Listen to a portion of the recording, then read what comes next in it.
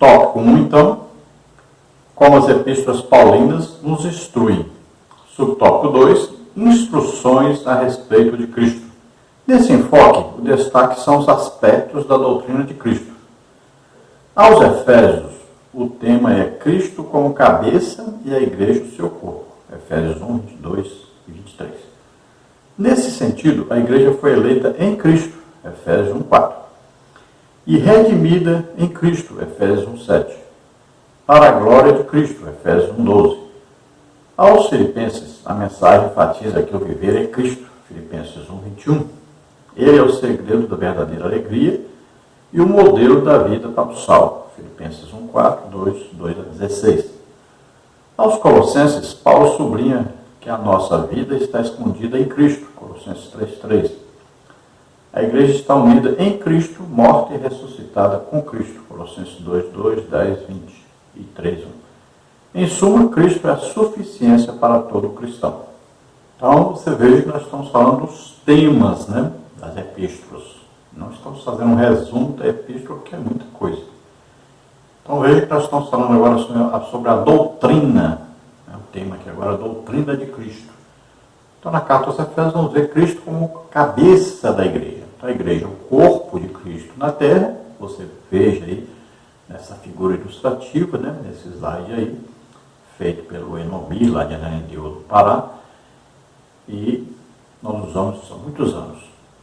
Então, você veja aí, corpo de Cristo, cabeça desse corpo, Jesus Cristo. Então, a igreja está em Cristo. Então, a igreja está ao mesmo tempo na terra, ao mesmo tempo no céu, porque ela está em Cristo. Se tirar Jesus Cristo, não existe igreja. Então, nós estamos em Cristo. Deus sempre olha para nós via Jesus Cristo. E veja que Jesus continua intercedendo por nós lá no céu. Então, a igreja sempre deve se lembrar disso. Nós estamos em Cristo. E desde quando nós estamos em Cristo? Aí na carta aos Efésios, capítulo 1, versículo 13, diz bem claro. Depois que nós ouvimos a palavra da verdade, o evangelho da salvação, nós ouvimos e cremos. Aí, cremos, aí então recebemos o Espírito Santo. Ou seja, somos justificados, somos salvos, nos tornamos filhos de Deus, nascemos de novo.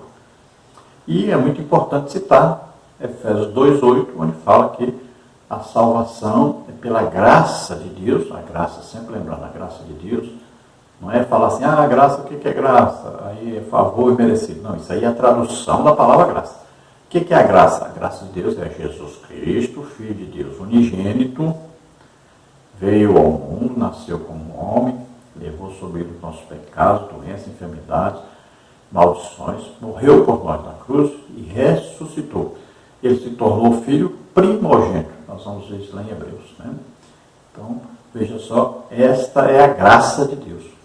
Então, pela graça de Deus, nós somos salvos. Então, olha só, através da obra de Jesus Cristo, somos salvos. Agora, mediante a fé. Temos que acreditar nisso. Ao ouvirmos a pregação sobre o Evangelho, falando de Jesus Cristo, aí nós acreditamos, então nós somos salvos. Em Filipenses fala que o nosso viver é Cristo. E fala da alegria. Paulo, mesmo preso, continuava alegre, feliz, porque estava com Cristo. Tendo aí a comunhão com Jesus Cristo, então nós estaremos felizes, estaremos realizados, estaremos tranquilos, estaremos em paz e estaremos sempre com a expectativa da volta de Jesus para nos buscar. Então, o nosso viver é Cristo. Em Colossenses, Paulo chega a dizer, então, que a nossa vida está escondida em Cristo. Então, a igreja, ela é aquela que tem como membros aqueles que morreram e ressuscitaram com Cristo. Então, eles vivem em Cristo, todo o tempo. Então, Cristo é suficiência, ou seja, Cristo nos basta. Se nós tivermos a Cristo, então não precisamos de mais nada. Cristo é suficiente para nos salvar, para nos guardar, proteger, nos conduzir sempre em vitória, nos dar aquilo que nós necessitamos. Tudo o que nós precisamos é estar em Cristo, com Cristo. No subtópico 3, instruções sobre as últimas coisas. Esses ensinos enfatizam os aspectos da vinda de Jesus. Em 1 Tessalonicenses, Paulo ensina que no retorno de Cristo, nós, os que ficarmos vivos, seremos arrebatados. 1 Tessalonicenses 4,17. Sendo necessário, para esperar o Senhor, conservar irrepreensível o espírito, a alma e o corpo. 1 Tessalonicenses 5,23. Em 2 Tessalonicenses, o apóstolo esclarece que após o arrebatamento da igreja, o dia do Senhor se iniciará com a manifestação do anticristo. 2 Tessalonicenses 2:2, 3:8. Enquanto o salvo aguarda a volta de Cristo, deve orar para que o evangelho tenha livre curso e vigiar para não viver desordenadamente. 2 Tessalonicenses 3:1, 11 e 12. As duas epístolas alertam a respeito da necessidade de preparar-se para a vinda do Senhor. Então, 1ª e 2ª aos Tessalonicenses, acredita-se aí que foram escritas primeiro, antes dos evangelhos ainda. Então, elas enfatizam a vinda de Jesus Cristo, essa segunda vinda de Jesus Cristo. E nós sabemos aí que são duas fases, né? A primeira fase, o arrebatamento da igreja. A segunda fase, a vinda de Jesus em glória, no final da grande tribulação. Aí nós colocamos um quadro aí para você ver direitinho como é que vai se dar isso aí. Então, nesse quadro aí, você vê que está bem claro aí, olha aí. Olha aí, a segunda vinda, então, a primeira fase, olha aí, será em segredo. Segunda fase, será pública. Primeira fase, Cristo vem para a igreja. Segunda fase, Cristo vem com a igreja. Aí na primeira fase, antes da grande tribulação. Segunda fase, após a grande tribulação. Primeira fase, Jesus vem nos ares. Segunda fase aí, Jesus pisa no Monte das Oliveiras, não é nos ares. Primeira fase, os santos no verão, só os santos. Segunda fase, todo olho verá. Na primeira fase, tempo de alegria. Na segunda fase, tempo de lamentação, porque Jesus vem trazendo juízo. Né? Na primeira fase, incrédulos deixados. E na segunda fase, os incrédulos são destruídos lá no julgamento dos bodes e ovelhas. Né? Na primeira fase, todo o planeta.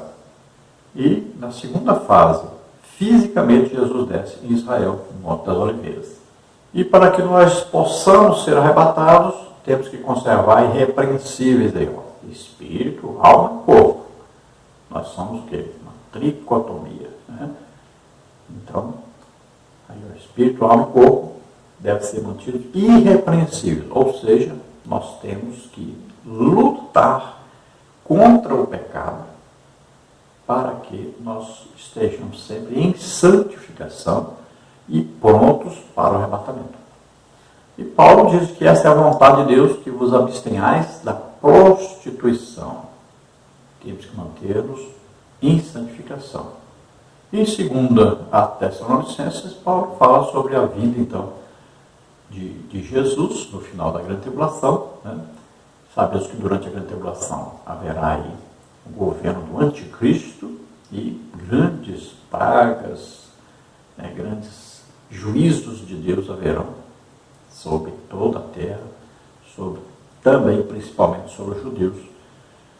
E Paulo fala sobre essa vinda no final da grande tribulação, da vinda em glória do Senhor, que é chamado Dia do Senhor, onde haverá ali o julgamento, né, entre os bodes e ovelhas, todos aqueles que não apoiam, não querem Deus, não querem Jesus, então serão mortos.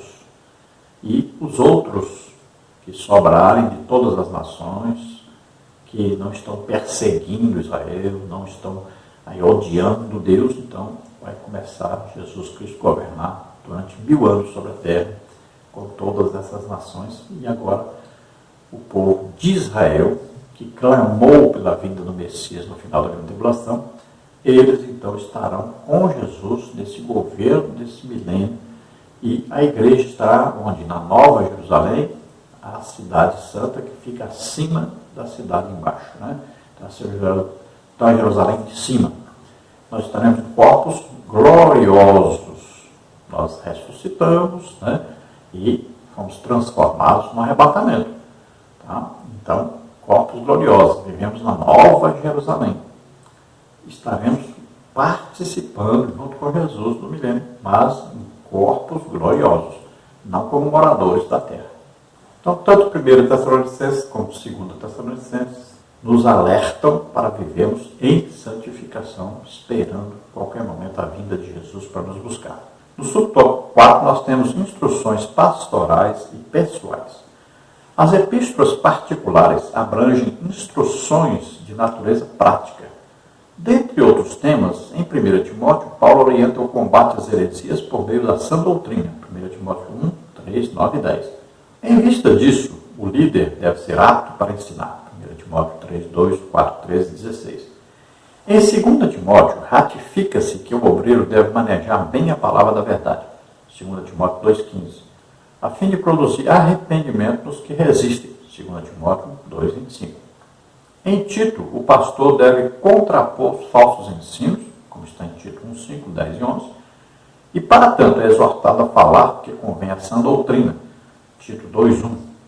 Em Filemão, a mensagem enfatiza o perdão. O transgressor arrependido deve ser recebido mais do que como servo, agora como irmão amado. Filemão 1,16. Das epístolas particulares, ou seja, enviadas diretamente a uma pessoa, então nós temos aí 1 e 2 Timóteo, temos também Tito e Filemão. Então, 1 Timóteo vai falar, então, para Timóteo sobre, primeiro, falar sobre aí o obreiro. Quais os tipos de obreiro? O que o obreiro, que é necessário alguém para ser um obreiro? Então, para ser aí um diácono, um presbítero, um evangelista, um pastor. Então, tem coisas aí que são necessárias aí da orientação. E nós vemos que a principal é ser cheio do Espírito Santo e ter conhecimento da palavra de Deus. Aí vai falar do viver, casado uma só vez, não dado ao vinho, não espancador, não amante do dinheiro, Então, são qualidades exigidas daquele que vai servir ao ministério. E Paulo fala do combate às heresias. Então, o obreiro sempre deve combater as heresias que surgem na igreja. Ensinos que vão de contrário à palavra de Deus, que muitas vezes entram sorrateiramente no meio da igreja. Então, o obreiro deve ser apto a ensinar, deve ser alguém que está sempre estudando a palavra de Deus, principalmente está sempre lendo a Bíblia. E este ensino, então, vai trazer o arrependimento de pecados aos ouvintes. Em Tito, novamente, Paulo fala das qualidades daquele que vai entrar no ministério, e chama atenção também, então, sobre aí, o ensino, sobre a repreensão, sobre as heresias que podem entrar na igreja. Novamente, ele chama atenção, e agora de Tito. Então, o bom obreiro deve sempre combater as heresias. Deve ser o que? Um apologeta, defender a palavra de Deus, a Bíblia. Deve falar o que convém, a sã doutrina. Depois, em Filemão, Paulo está falando de um servo que sai da casa do seu patrão como expulso, por não ser um bom servo, mas agora que ele se torna um servo de Cristo, ele deve então retornar à casa do seu patrão, agora como servo de Jesus Cristo, e deve ser recebido com perdão, misericórdia e apoiado na sua fé. Então agora não vai ser apenas recebido como servo, mas como um irmão em Cristo. Isso fala então de amor, fala de perdão. No tópico 2 nós temos como as epístolas gerais nos formam. Subtópico 1, as epístolas de Pedro. 1 de Pedro aborda o sofrimento cristão, 1 de Pedro 1,6. Ela ensina que as provações fortalecem a fé, 1 de Pedro 1,7. Que é preciso santificar-se, 1 de Pedro 1,15. Suportar os agravos, 1 de Pedro 2,19. E alegrar-se nas aflições, 1 de Pedro 4,13. Assegura que o próprio Deus é quem aperfeiçoa, confirma, fortifica e estabelece o crente fiel, 1 de Pedro 5,10. Em 2 de Pedro, a mensagem faz alerta aos ensinos dos falsos mestres, tais como negar a divindade e a segunda vinda de Cristo, como está em 2 de Pedro 2, 1, 3, 4.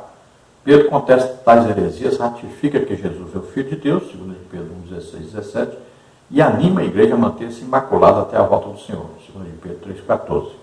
Então aqui fala só sobre as epístolas de Pedro, primeira e segunda epístola de Pedro, e nós vamos ver que Pedro fala sobre a santificação, Pedro vai falar até sobre o Ló, né, chamar o Ló de justo, Pedro fala aí sobre a destruição da terra, né, em fogo, fala sobre o sofrimento do cristão, ele diz que todas essas provações, tribulações produzem fé, né, no crente, exorta o crente a suportar as aflições da vida, as dificuldades que vêm, mas também incentiva o crente a se alegrar, né? Sempre se alegrar, quando passar por essas provas, né? No final, então, se alegre em Cristo, saiba que Jesus está conosco todo o tempo, nos ajuda a passar por tudo isso.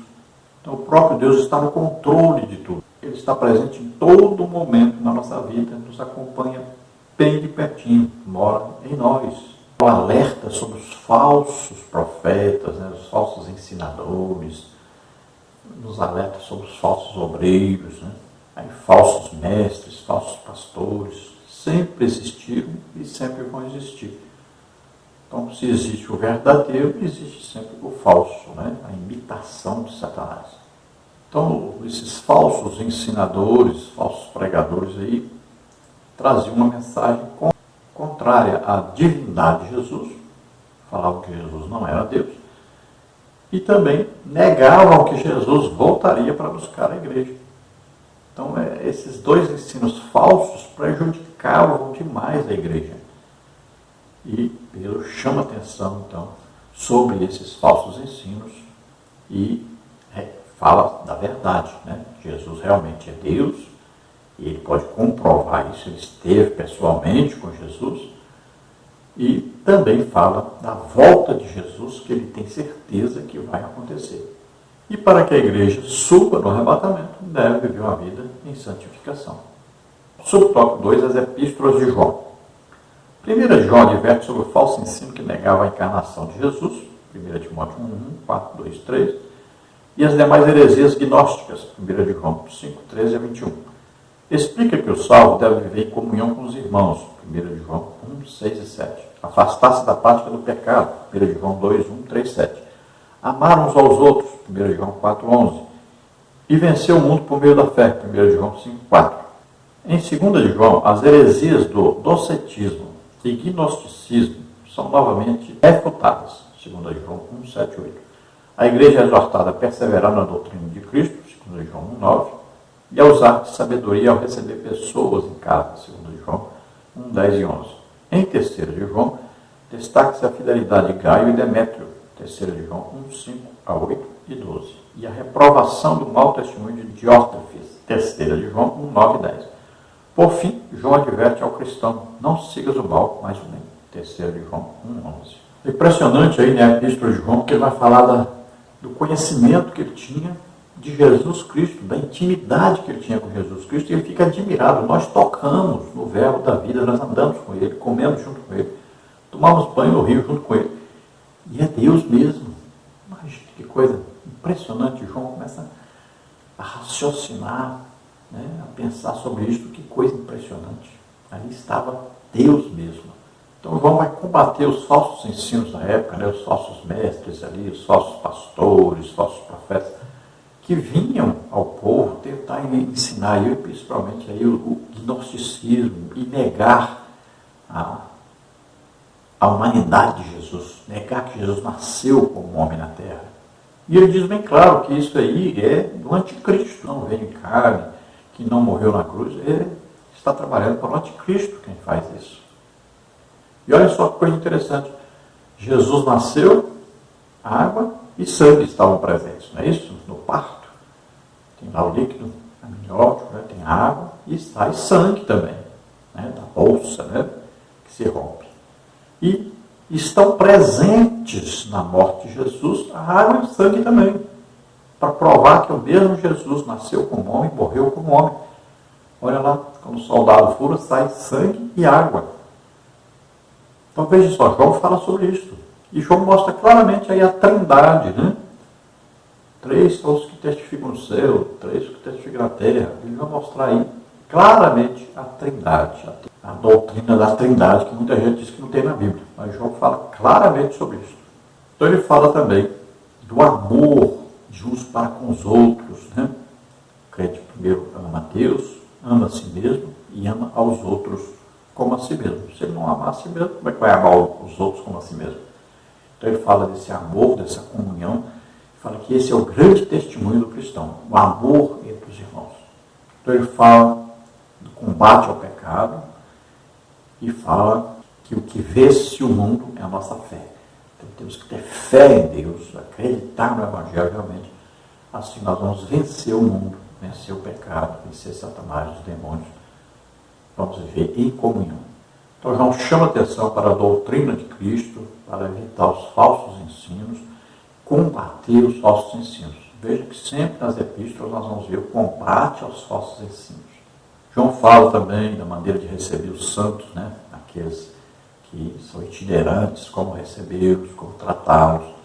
E João vai falar também sobre irmãos, ele vai elogiar os irmãos, o Gaio, o Demétrio, e vai repreender o Diótrefes. Veja só que esse irmão procurava ter primazia da igreja, queria ser o líder da igreja, a ponto de até não receber aqueles que João havia indicado para a igreja, para pregar ou para ensinar alguma coisa. E ele nem recebia essas pessoas. Além de não dar oportunidade para eles, nem recebia. Impressionante, né? Esse tipo de pessoas existe na igreja hoje. E João finaliza dizendo: siga sempre o bem, não faça nunca o mal.